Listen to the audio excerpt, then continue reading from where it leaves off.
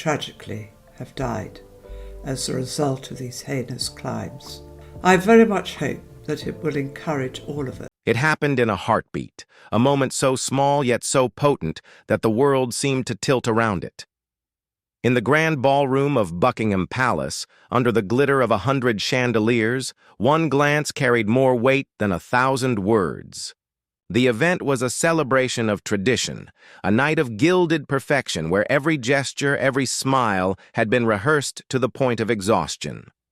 But tonight, a storm would arrive not with noise, but with silence. Laura Lopes, Camilla's daughter, moved through the crowd with a grace that seemed almost deliberate. She was an outsider in this world, a figure born to royalty but never fully recognized by it. Her presence should have been invisible, a soft note in the symphony of glittering gowns and measured bows. Yet, as she stepped into the room, something shifted. Her gaze fell upon Princess Anne, and the air itself seemed to pause. Anne, the unflinching daughter of Queen Elizabeth II, had ruled her royal domain with a quiet iron hand for decades. Nothing unsettled her. Scandals came and went. Whispers brushed against her ears but never pierced the armor she had built. Until now. Across the polished floor, Laura's eyes locked on Anne's. Not with anger, not with desperation, but with a controlled, undeniable intensity. The hush in the room was almost audible. Conversations halted mid-sentence, the orchestra's gentle. Music faded into a distant hum, as if even the instruments recognized the gravity of the moment. Guests exchanged subtle glances, unsure whether to look away or stare. Somewhere near the back, a photographer raised his camera, ready to capture the unspoken drama. The resulting flash would later freeze a confrontation that had been years in the making. Laura's expression was calm, poised, yet the power behind it was undeniable. It wasn't meant to frighten, though it did. It was a declaration, a lifetime, of quiet observation, of being treated as invisible, condensed into a single burning moment. Anne blinked slowly, registering the weight of that look. She did not step back. She did not flinch. But for the first time in decades, the unshakable princess felt a ripple of uncertainty. This was not a moment of rage. It was precision. A silent message sent across the vast space between them. I exist, I will be seen, and I will not be dismissed. The hush persisted for seconds that stretched into eternity. Then, almost imperceptibly, Laura turned away, her face returning to neutrality, her steps gliding into the crowd as though nothing had happened. Yet everything had changed. The glance that had passed between them would be remembered. It was a turning point, a fracture in the polished veneer of royal composure. In that moment, the palace walls seemed thinner, the weight of history pressing differently against everyone who had witnessed it. And somewhere deep within the hierarchy of tradition, a quiet alarm had been sounded. Laura Lopes had declared, herself present, and the implications would not fade quietly. The grand ballroom shimmered under golden light, crystal chandeliers reflecting like frozen stars on the polished marble floors. Silver trays glided past the crowd, each bearing delicacies that were almost too beautiful to eat. Music drifted in the air, soft and orchestrated, a backdrop to the delicate choreography of royalty performing its expected perfection. Every movement, every nod, every smile was a statement of control, a layer of polish applied to centuries of tradition. Guests moved through the space with the practiced elegance of those who had learned to navigate these halls long before they could understand them. Prince William and Princess Kate exchanged warm nods with dignitaries, their smiles the perfect balance of formality and approachability. King Charles conversed quietly, his laughter measured, a gentle sound that reminded the room that even amidst grandeur, the heart of the monarchy beat steadily. Queen Camilla glided past the crowd, her calm demeanor hiding the currents of tension that flowed beneath her surface. The air was dense with unspoken hierarchies.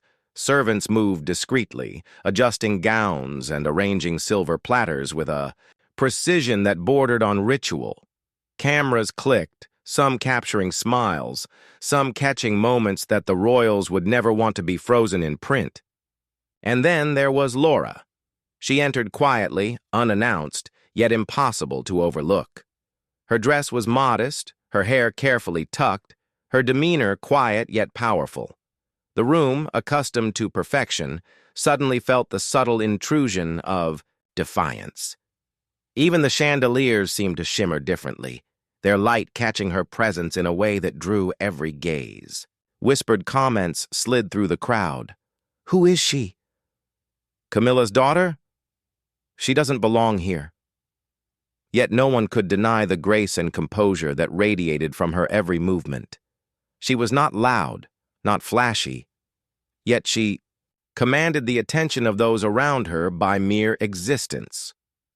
From the corner of the room, the eyes of Princess Anne found Laura. For decades, Anne had been untouchable, her gaze a tool of quiet discipline, her presence unchallenged. She had seen challenges come and go, but nothing prepared her for this.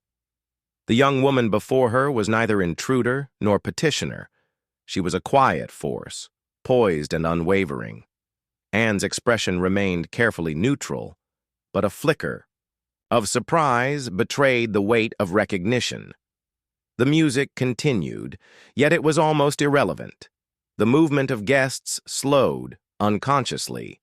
Conversations became whispers, steps became measured, all eyes finding themselves drawn back to the silent encounter unfolding across the polished expanse. It was a royal night, designed to impress, to display hierarchy and elegance. Yet beneath the surface, tension simmered like a hidden flame. Laura moved with intention, yet as if by habit, her eyes scanned the room, noting gestures, small shifts, expressions that revealed allegiances and judgments. She knew the rules of this world without ever being fully a part of it. Her life had been spent observing the inner circles of royalty from a distance, understanding the delicate balance of appearance and power. And now she would test it, not with words, but with presence, with gaze, with the quiet insistence that she, too, had a claim to be acknowledged.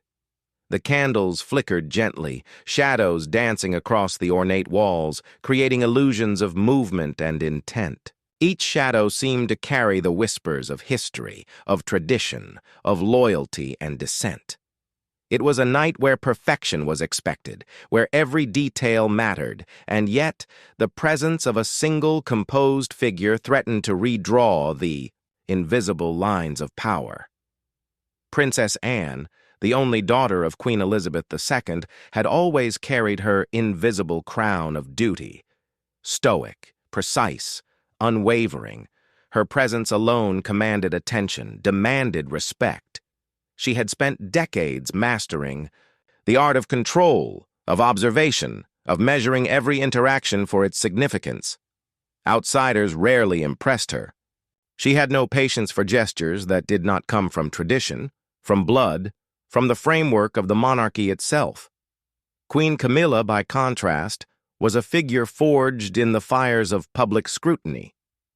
Once dismissed, ridiculed, whispered about, endlessly in the tabloids as the other woman, she had learned patience, tact, and above all, resilience. Her place in the royal world had not been granted lightly, and she guarded it fiercely. Behind her measured smile and elegant gestures lay a mind constantly evaluating threats, alliances, and possibilities. And then there was Laura Lopes, Camilla's daughter. By blood, she was connected to the monarchy. By name and title, she was invisible. Born to a life of privilege but never fully accepted, she grew up observing the royal world from its periphery. She understood the subtle currents of power, who smiled too much, who nodded too little, who whispered in hallways and what those whispers implied. She had learned that appearances mattered more than truth, and yet she had never let the pressure bend her spirit. Laura's presence at the gala was quiet, yet disruptive. She did not demand attention. She claimed it simply by being. Her posture was composed, her face unreadable, yet her eyes betrayed a depth of understanding and purpose that even the most seasoned royals could not ignore. Across the room, Princess Anne's gaze found her. A pause, a flicker, a silent acknowledgement that something was amiss. The other family members reacted differently. Prince William, loyal and dutiful, maintained a polite distance, carefully measuring his gestures and words. Princess Kate mirrored him, her poised exterior masking a keen awareness of the undercurrents swirling around the room. King Charles, caught between his sister and his wife's daughter, felt the tension quietly gnawing at his composure.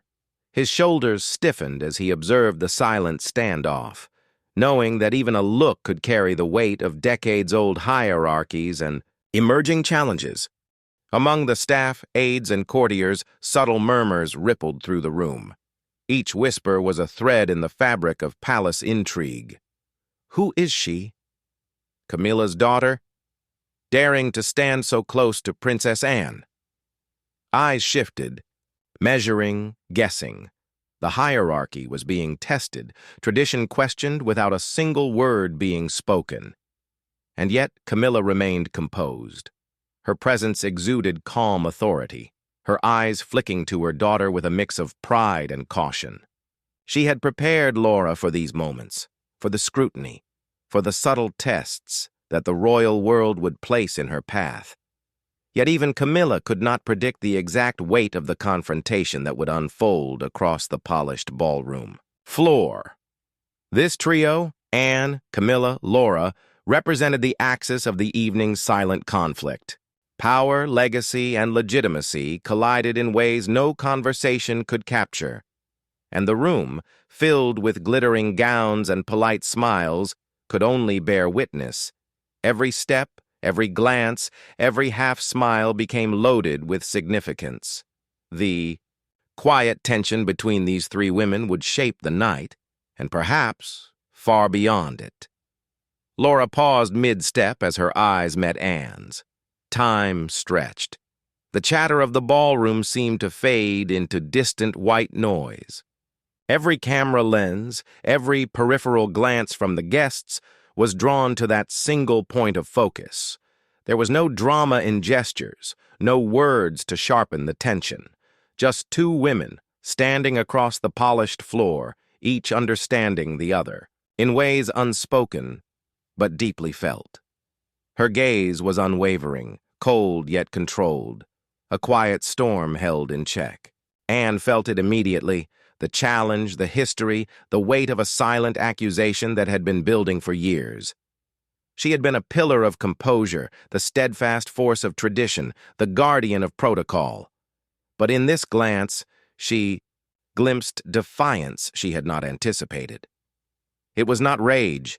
It was recognition of self, of presence, of the refusal to be invisible. Guests shifted subtly, their attention caught despite themselves. Whispers floated behind fans, between couples, across silver trays. Did you see that? She's staring down Princess Anne. Cameras clicked. One frame would later capture the moment in perfect clarity. Laura's eyes, steady and unyielding, Anne's blink of disbelief, the unspoken tension frozen in a single photograph. Anne's face remained carefully neutral, yet inside she acknowledged the significance. For decades, she had navigated the monarchy with precision, dismissing slights, ignoring whispers, and maintaining order without raising her voice. But Laura's presence, and the power conveyed in a single glance, was undeniable. It disrupted the delicate choreography of the evening, inserting an element of unpredictability into a world that demanded control. Laura did not break her composure. Her jaw was firm, her lips neutral, but her eyes conveyed everything: a lifetime of being unseen, of walking beside history without touching it, now translated into quiet defiance. Across the room, Camilla observed with measured concern. She sipped her glass, her own expression unreadable, but her gaze lingered on her daughter, acknowledging the weight of the moment and the inevitability of its consequences. The room seemed to pulse with tension. Even the chandelier's glittering reflections felt muted, the golden light dimmed by the intensity between the two women. Anne blinked once more, slowly, the only sign that she processed the silent message. Laura turned deliberately, gliding through the crowd as if she were merely a shadow between stars. Yet everyone present understood the import of her action. A line had been crossed, boundaries tested, and tradition silently challenged. As the evening continued, nothing returned to normal. Conversations resumed, music drifted back into awareness, but the weight of the glance lingered. The photograph, captured by the discreet photographer, would later explode across headlines, social media, and whispers in every corridor of the palace. It was a confrontation without words, a battle fought with presence, gaze, and the unspoken power of recognition. Laura's relationship with the royal world had always been peripheral. She grew up observing from a distance, attending events with her mother but never fully acknowledged, never fully included. Childhood memories were dotted with half smiles and ignored greetings. At family Christmases, her polite wishes were met with cursory nods or glances toward the decorations, as if her existence were a minor, irrelevant detail. At charity events and gallery openings, she was present but peripheral. Seating charts omitted her name. Conversations paused as she approached. Smiles failed to reach her. Each slight, each cold gesture left a mark that accumulated silently over years. She learned to move through rooms like a ghost, her presence felt only when necessary, her voice muted, her gestures carefully controlled. Camilla noticed, of course. She tried to smooth over the gaps, to encourage warm interactions, to invite Anne into moments of inclusion. But Anne's loyalty was to duty, not warmth, and so the distance remained, an invisible barrier growing thicker with time. Camilla often advised Laura, "Just give it time," yet the years stretched on without change. Laura's admiration for Anne, once sincere and unguarded, gradually hardened into something quieter, sharper. This history laid the foundation for the pivotal moment. Laura did not act out of anger. She acted from a place of understanding, awareness, and the need to assert herself within a world that had long refused her acknowledgement. Her eyes, her posture, her controlled defiance were the culmination of years of silent preparation, observation, and the subtle accumulation of slights. The room never returned to its previous rhythm. Guests whispered behind half-closed doors, aides exchanged knowing glances, and staff moved with heightened awareness. Even William and Kate, usually polite and composed, remained at a distance, careful in every interaction with Laura. The photograph spread like wildfire overnight, creating a ripple of commentary both inside and outside the palace. King Charles observed silently, torn between sister and stepdaughter, knowing that one glance could reshape alliances, perceptions, and the delicate balance of familial power. Camilla, hoping the incident would fade, reassured her aides. "They're exaggerating. It was nothing." But the truth was clear. A shift had occurred, subtle but permanent. Laura stood by the window that night, gazing across the London skyline. The reflection staring back at her was calm, composed. Yet beneath the surface, a fire had ignited. For years, she had existed in silence, walking through rooms unnoticed. But tonight, she had declared herself present, and the realization of her own agency brought both relief and anticipation. Anne, in her private chambers, reflected on the encounter with a rare flicker of doubt. Her allegiance to tradition remained, But the unspoken challenge from Laura forced a reconsideration of boundaries, roles, and the unacknowledged dynamics within her own family. The gala ended, but the ripple effects had only begun. Doors closed. More carefully, conversations paused when certain names arose, and silence was no longer safe. The palace, usually a bastion of order and calm, felt its first tremor of disruption. Laura's glance had changed everything. Tradition, hierarchy, and perception had been challenged, not with words but with presence, gaze, and an unflinching assertion of self. And somewhere deep within the royal corridors, all understood that nothing would ever be the same. The quiet war had begun. The room was quiet, almost oppressively so. No cameras, no reporters, just the soft echo of footsteps on polished floors, and the flicker of a fireplace casting shadows across the high walls. Princess Anne sat in her usual rigid posture, arms folded tightly, face unreadable.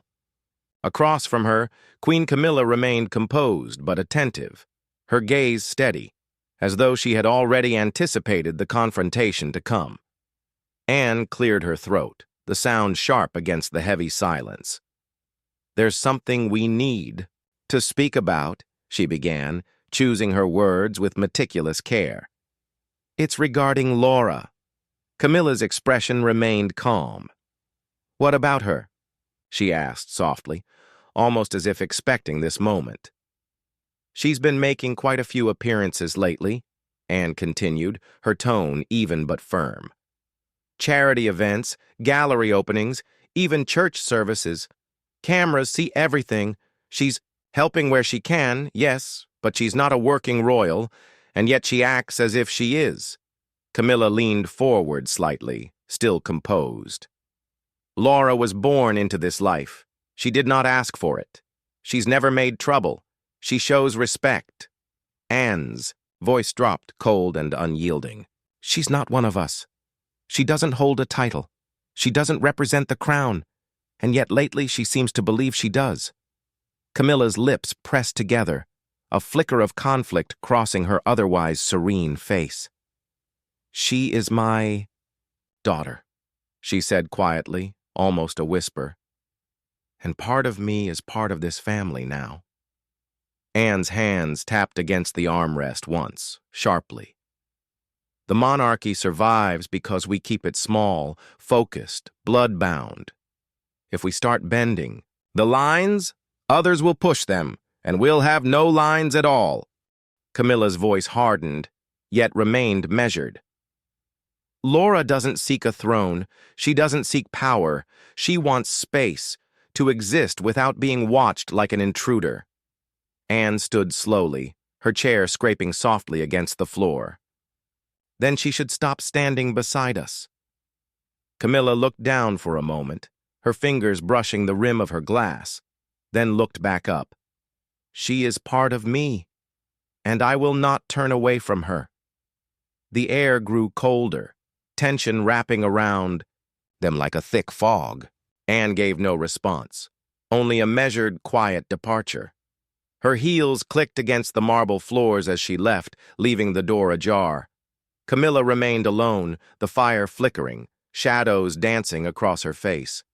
The confrontation was over, yet its echo lingered in every corner of the palace.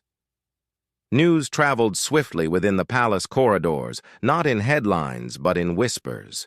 Royal aides carried pieces of the conversation from one hallway to another, words measured carefully to avoid the wrong ears. "Princess Anne has concerns," one aide murmured. Another added, "Camilla isn't pleased." Laura heard of it indirectly. Not from her mother, not from the palace directly, but from a behind-the-scenes aide who had overheard just enough to pass a warning. "She thinks you're pretending," the aide said quietly, almost conspiratorially. "You're acting like royalty."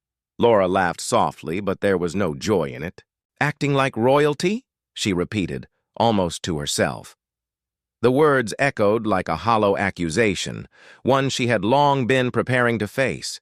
She had walked into palaces, galleries, and events for years, always careful, always observant. Yet, tonight she realized the truth. No matter how well she dressed, how politely she smiled, how quietly she moved, she would never be fully accepted by some within this world. Camilla, aware of the shifting currents, remained calm but watchful. She had hoped the confrontation would fade, a moment misread by the media. But palace staff and aides were already sensing the consequences. Protocols became tighter, doors closed a little more gently, conversations paused when certain names arose. The silent war had begun. The photograph from the gala, the one capturing Laura's unwavering glare, had gone viral overnight. Headlines screamed interpretations. Laura Lopez stares down Princess Anne at Royal Gala. Social media exploded with analysis, commentary, and speculation. The palace remained publicly silent, but internally, everyone felt the weight of that single moment. It had disrupted order, challenged hierarchies, and introduced a quiet, insistent threat to tradition. Even the younger royals, William and Kate, maintained polite distance, careful in interactions, their smiles calculated, their presence neutral. The balance of power had subtly shifted, and they, like everyone else, understood that the ripple effects would last far longer than one evening. That night, Laura stood by the window, looking out across the London skyline. The city lights mirrored, the quiet fire in her own reflection. For years, she had moved through life like a shadow, observing, learning, and absorbing the rules of a world that would never fully acknowledge her. But tonight, she had asserted herself. It was not an act of rebellion. It was a claim of existence, a refusal to remain invisible. A single glance had conveyed decades of silenced frustration, subtle defiance, and unwavering presence. And in that act, Laura discovered a power she had not fully realized. The realization was intoxicating, terrifying, and liberating all at once. She thought back to every ignored greeting, every cold smile, every subtle dismissal. Each instance had accumulated, like water slowly eroding stone. Tonight, she had finally allowed that quiet accumulation to manifest.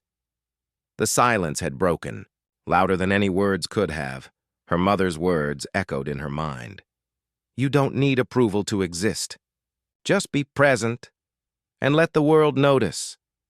And in that quiet moment, Laura understood that her presence alone was already a declaration of power, influence, and defiance.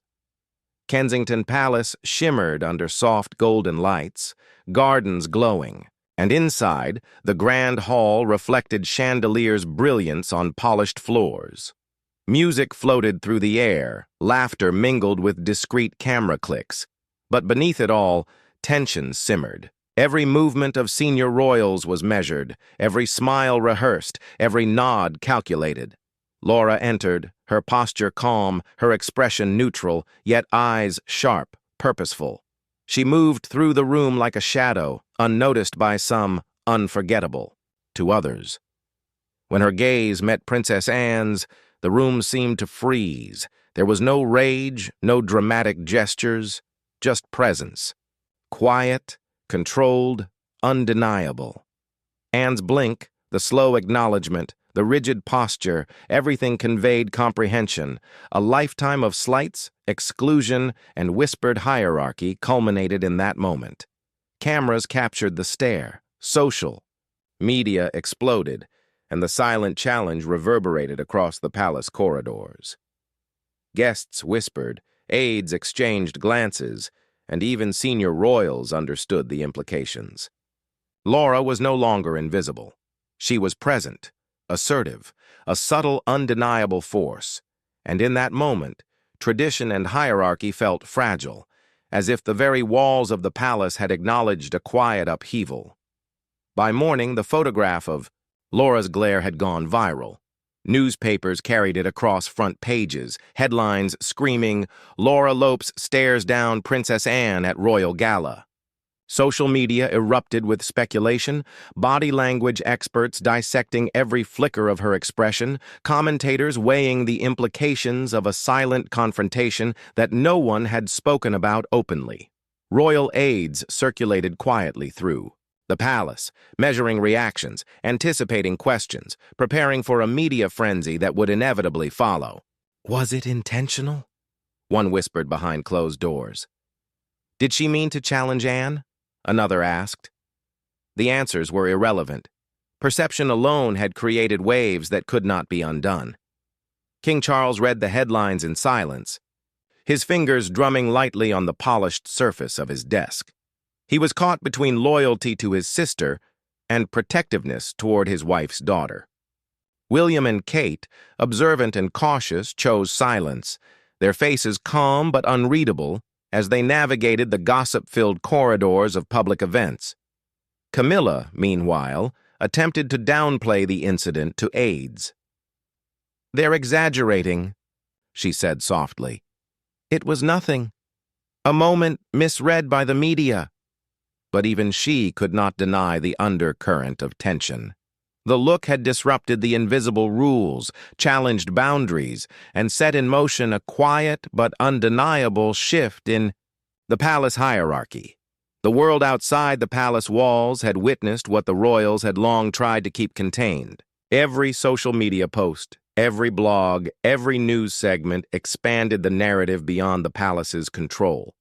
The quiet defiance of Laura Lopes had transcended personal confrontation. It had become a public spectacle, a symbol of subtle rebellion against rigid traditions, and within the palace whispers began to mutate into discussions. Conversations that once flowed smoothly around protocol now carried an edge of caution. Every step Laura took, every appearance she made, was scrutinized. The death stare was no longer a private moment. It was a benchmark, a historical point that had already begun to shift perceptions inside and outside the royal circle. Laura understood the power she had unleashed. Standing in her private quarters, she reflected on the ripple her actions had caused. Her defiance had not been reckless. It had been deliberate, calculated, and perfectly timed. She had shown presence, strength, and refusal to be invisible. And now, she had to prepare for the consequences. Camilla remained a pillar of quiet support, offering guidance without imposing. "Control what you can, observe what you cannot," she reminded her daughter. "This world will test you, but your integrity is your shield." Within the palace, subtle shifts were already underway. Staff adjusted seating charts, conversations were monitored with increased care, and aides whispered behind closed doors. Princess Anne, ever loyal to tradition, began re-evaluating her strategies. She understood that Laura was no ordinary outsider. She was someone who had learned the unspoken rules of the royal world and could wield influence without claiming a title. For Laura, the next step was clear. Continue attending events, maintain composure, and assert presence quietly but unmistakably.